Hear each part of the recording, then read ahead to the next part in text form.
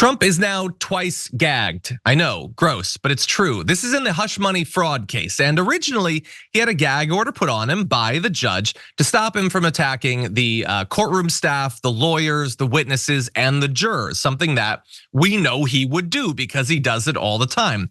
But as you are probably already aware, ever since that gag order was put on him, he's still been attacking, but he's been attacking the judge and also the judge's family in vicious terms. And we know what his base is. We know what they're likely to do. There's reason to be worried about this. And thus, the double gagging. The gag order has been expanded now to bar attacking family members of the judge, which it definitely should have been that way from the very beginning. And also, importantly, it still doesn't provide protections against attacking the judge or Alvin Bragg. Remember the guy that he posted the meme of him hitting Alvin Bragg with a baseball bat in the head? He can still post up, well, maybe not that specific one, but he can still post attacks against those two people. And I wanna give you responses from both the judge as well as Trump. Judge Merchan says, this pattern of attacking family members of presiding jurists and attorneys, a sign of this case serves no legitimate purpose, except for inciting violence. It merely injects fear in those assigned or called to participate in the proceedings that not only they, but their family members as well are fair game for defendants' vitriol. Before we continue with the story, we depend on members to keep on going. Don't wait, click join now on YouTube. He is very, very bad about being gagged in this way. So here is what he had to say after the announcement. I just was informed that another corrupt New York judge, Juan Merchan, gagged me so that I could not talk about the corruption and conflicts taking place in his courtroom with respect to a case that everyone, including the DA, felt should have never been brought. They can talk about me, but I can't talk about them. That sounds fair, doesn't it? This judge should be recused and the case should be thrown out. There has virtually never been a more conflicted judge than this one. Election interference at its worst. So that's good. In that message, he went crazy conspiracy theories about Alvin Bragg and about the judge. So those are the two people that he can still attack. So that's where he put his conspiracy theories. That makes sense. But the interesting thing is, and you're gonna wanna buckle up for this, he is already testing the new gag order. Because although he did not mention the daughter of the judge right there, he did post a video clip of Fox News. And in that video clip, Brian Kilmeade is spreading already debunked conspiracy theories about the judge as well as the judge's daughter. So a number of things having to do with her supposedly posting memes of him in jail. It didn't happen. Like we've already known for some time it didn't happen. Brian Kilmeade is still on TV repeating those lies.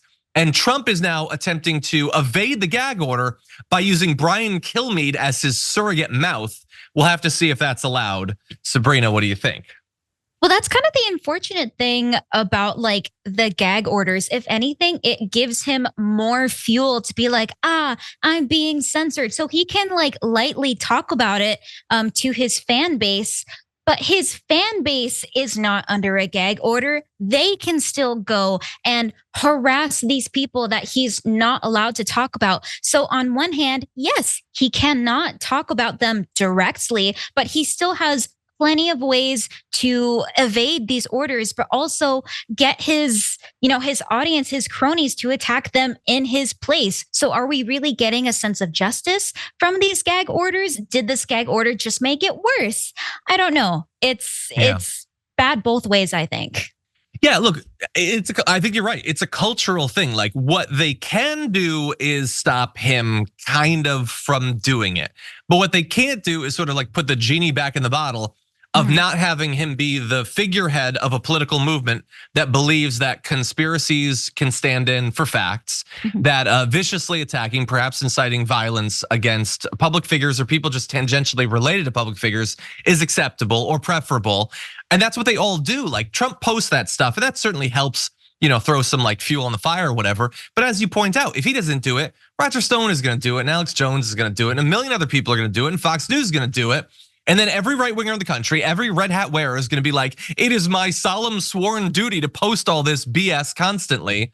And that's what they do. I don't know how we pull people back from that. It's not inevitable. Like I was trying to come up with like a comparison. Like, so there's a special counsel that was investigating Joe Biden, okay? And he came out with his report that felt really underhanded in a lot of ways. So we reported on that. We did multiple segments on that. We mentioned that the guy was a Republican, that he'd been, originally in that position thanks to Trump or whatever. And aside from that, I wasn't Googling his sister. Like, I'm not interested in what his kids are up to. I don't know what his social media activity was a year or two ago because it doesn't seem relevant to the case of the investigation. So I didn't look into it, let alone post it. Like, isn't it odd that he can exist as a person investigating a Democrat and face no conspiracy theories, virtually no discussion whatsoever, despite the fact that he took what many people see as objectively underhanded, unnecessary, cheap shots against Joe Biden. Whereas whether it's Tish James or Fonnie Willis or Alvin Bragg or the judge or the judge's daughter, literally anyone involved in this stuff is the target of constant conspiracy theories. People you have no reason to even know exist. You know tons of personal facts about their life. Why is it that we have that I guess asymmetry in the way that these things are discussed? It's unfortunate, but it is the way it is. So I do agree with you that it's bigger than just Trump. Any other thoughts about this before we move on? No, I think it also just heavily lies in the audience as well. His particular audience is more likely to do that on his behalf. Yeah, disappointing. 100%. They see it as that's what the movement is. Like if I were to like get into Sabrina's mind about what she thinks the goals of the political movement she's in, it would probably be boring stuff about wages and healthcare and stuff. For them, it's taking down the lizard people. It's like they see Satan behind every robe. Anyway, remember the real stakes in this, because regardless of all this nonsense, we are moving every day towards this actual case. And it is now April 2nd, which means in 13 days, the first criminal trial against a former president begins. It could be postponed, but as of right now, that's what's happening. That's the stakes. 34 felony counts of falsifying business records relating to the reimbursement of the hush money payments made to Stormy Daniels. So just bear that in mind.